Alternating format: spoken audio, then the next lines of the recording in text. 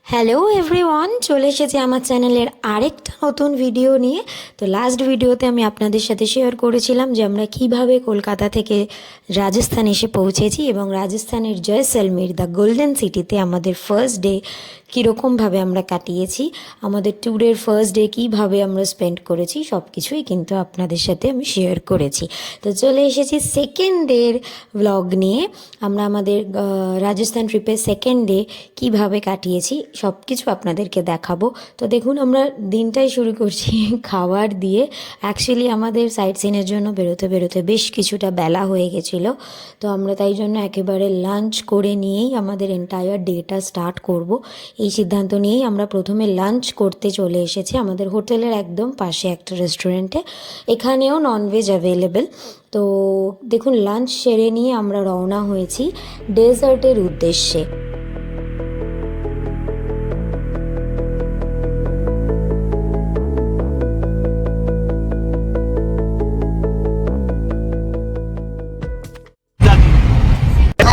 जी।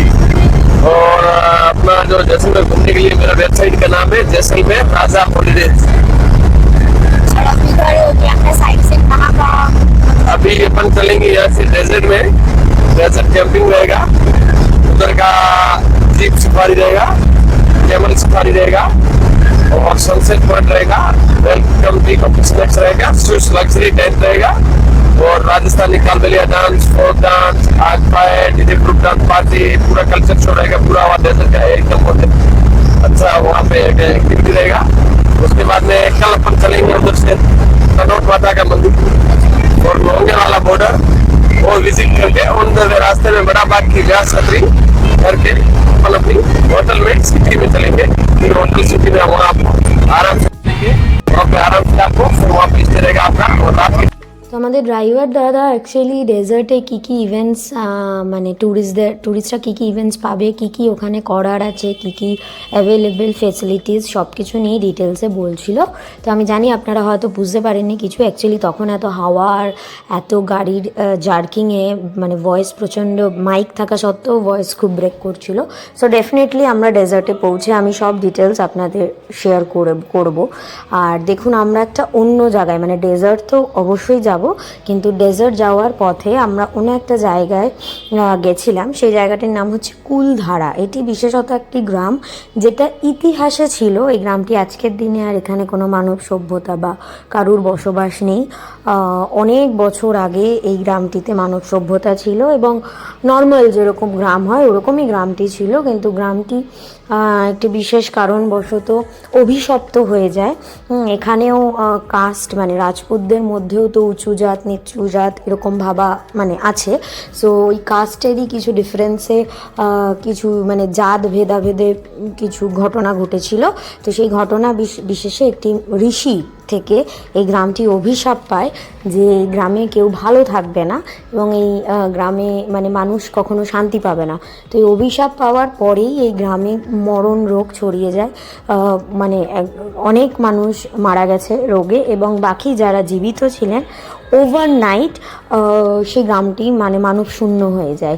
সেটা আজ অবধি কোনো প্রমাণ কেউ করতে পারেনি বা কোনো প্রমাণ কোনোভাবে হয়নি যে কীভাবে রাতারাতি একটা রাতের মধ্যে পুরো একটা গ্রাম পুরো শূন্য হয়ে গেল, মানুষের সভ্যতা এক রাতের মধ্যে কিভাবে উধাও হয়ে গেল। সেইটা নিয়ে কিন্তু কেউ এখনও অবধি কিছু মানে অ্যাজ সাচ কোনো ডেফিনিট কোনো প্রমাণসহ রিজন পাওয়া যায়নি।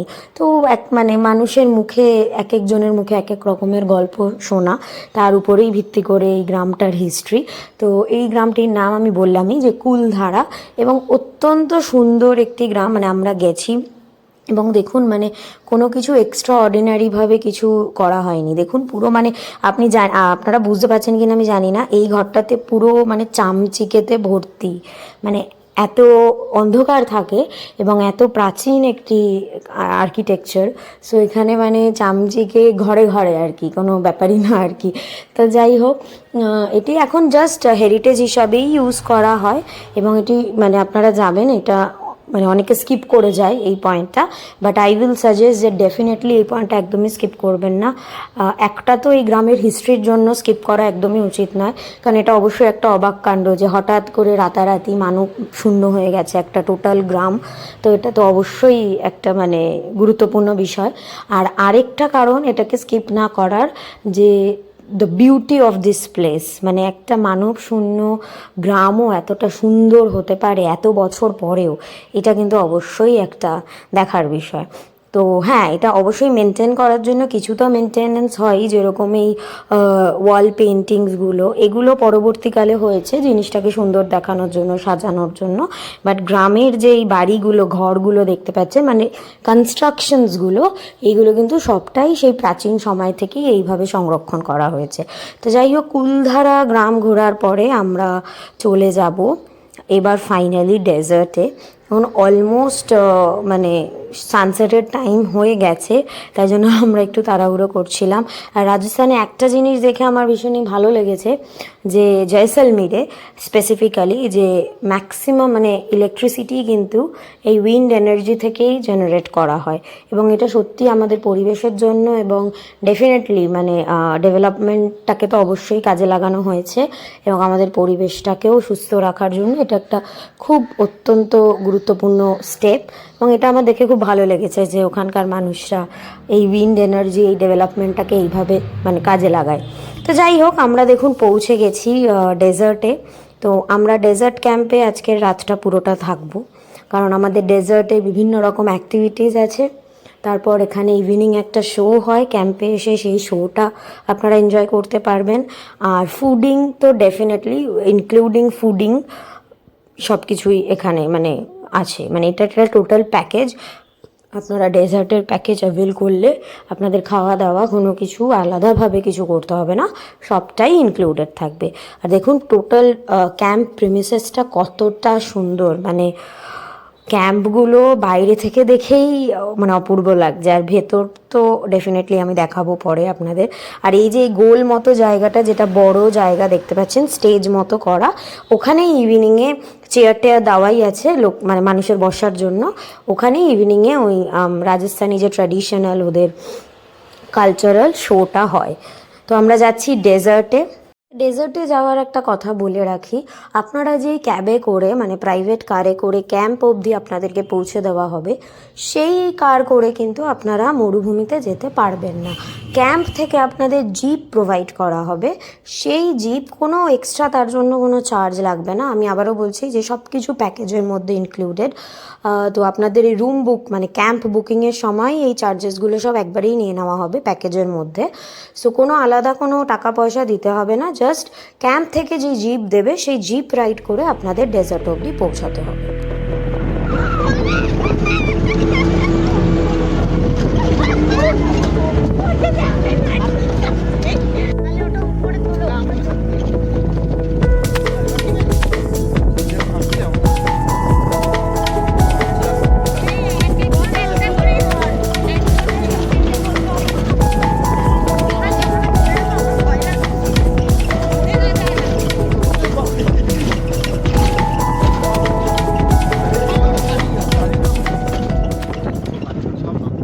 তো জিপ রাইডটা তো মারাত্মক মজাদার, এটা পুরোপুরি একটা রোলার কোস্টার রাইড, মানে আপনারা যারা অ্যাডভেঞ্চার পছন্দ করেন তাদের তো এই মানে জিপ রাইডটা মারাত্মক লাগবে আমাদের মতো। কিন্তু যারা ভয় পান তাদের একটু অসুবিধা হতে পারে, যেরকম আমার মা একটু ভয় পাচ্ছিল। তো আমাদের তো ভীষণ ভালো লেগেছে, কিন্তু আমরা ঠিক ওই যেখানে অ্যাক্টিভিটিসগুলো হয় জিপ অ্যাকচুয়ালি যেখানে ওই camel ride, jeep bike ride এগুলো হয় সেই অবধি আপনাদেরকে গিয়ে ড্রপ করে দেবে, তো আবার আসার সময় ওখান থেকে নিয়ে আসবে। তো এই অ্যাক্টিভিটি এরিয়া অবধি অলমোস্ট আমরা পৌঁছে যাব, ঠিক সেই সময় আমাদের জিপটা একটু ডিস্টার্ব করে। তো আবার অন্য জিপ ওখান থেকে মানে অন্য জিপ অ্যারেঞ্জ করে, ওনারাই সব অ্যারেঞ্জ করে দেন, করে দিয়ে আমরা সেই অ্যাক্টিভিটি এরিয়াটা পৌঁছাই।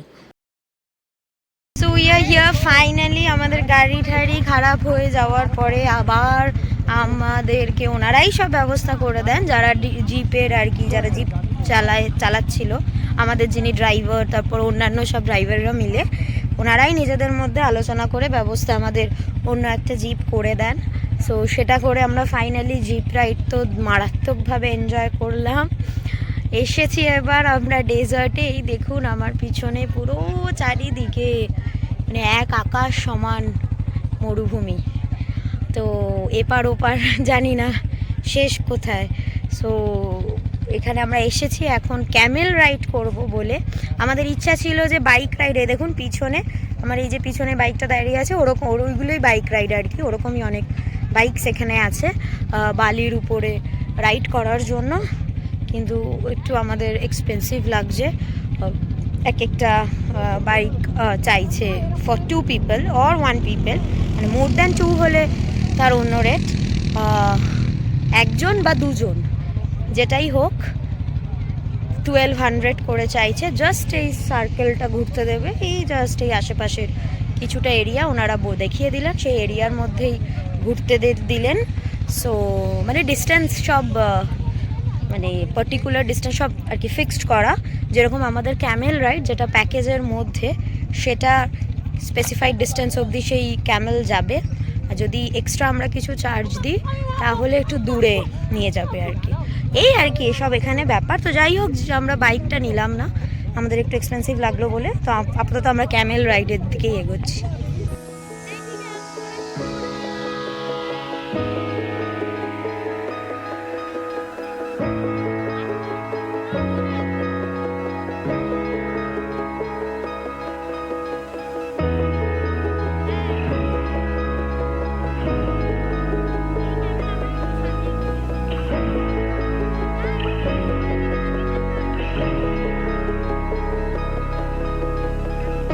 তো দেখুন আমরা ক্যামেল রাইডের জন্য তো রেডি, আর এক একটা ক্যামেলে কিন্তু ম্যাক্সিমাম 2 পিপল আর অ্যালাউড, আইদার একজন আর নয়তো ম্যাক্সিমাম 2 জন উঠতে পারবে।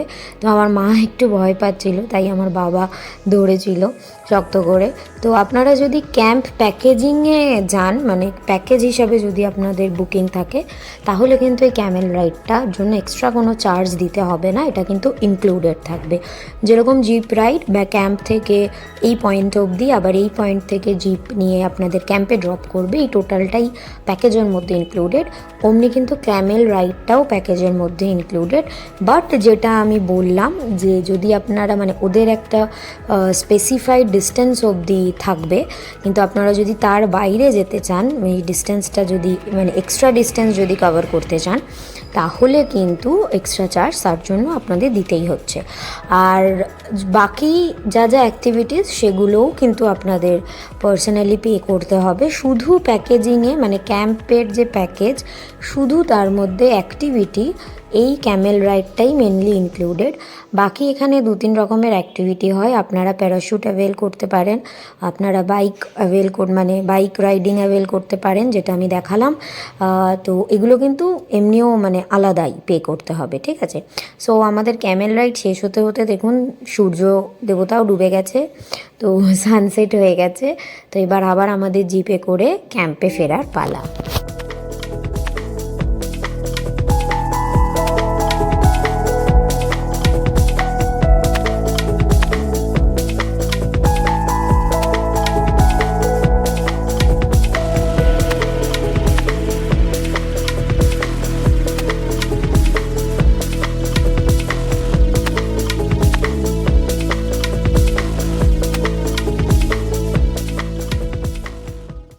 So this is the night view of the camp. দেখুন আমরা ক্যাম্পের সামনে চলে এসেছি এবং কতটা সুন্দর লাগছে দেখতে।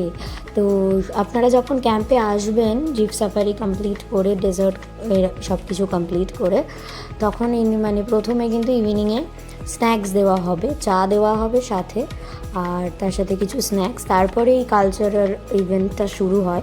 তো এটা বেশ অনেকক্ষণের, মানে ওনাদের যে এই কালচারাল প্রোগ্রামটা হয় সেটা বেশ কিছু মানে অনেকক্ষণের, এবং এটা শেষ হতে হতে ডিনারের টাইম হয়ে যাবে আর কি। তো তারপর ডিনার করে we will call it a day.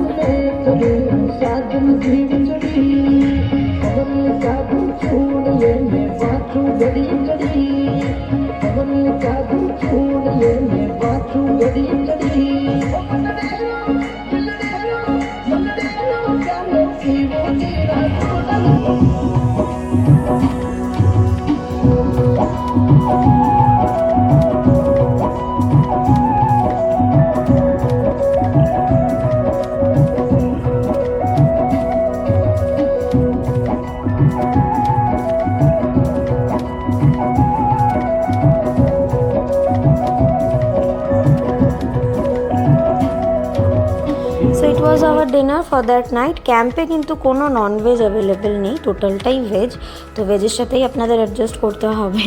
Next morning আমরা এখান থেকেই ব্রেকফাস্ট করে তারপর চেক আউট করে নেব, তারপরে আমরা আবার সেই জয়সলমীরের হোটেল দ্য জসভান্ট প্যালেসে ফিরে যাব। তো চলে আসবো আবার নেক্সট দিনের ভিডিও নিয়ে আপনাদের সাথে সব কিছু শেয়ার করতে। ততক্ষণ অবধি ভালো থাকবেন, আর ভিডিওটি ভালো লাগলে লাইক করে দেবেন। Thank you.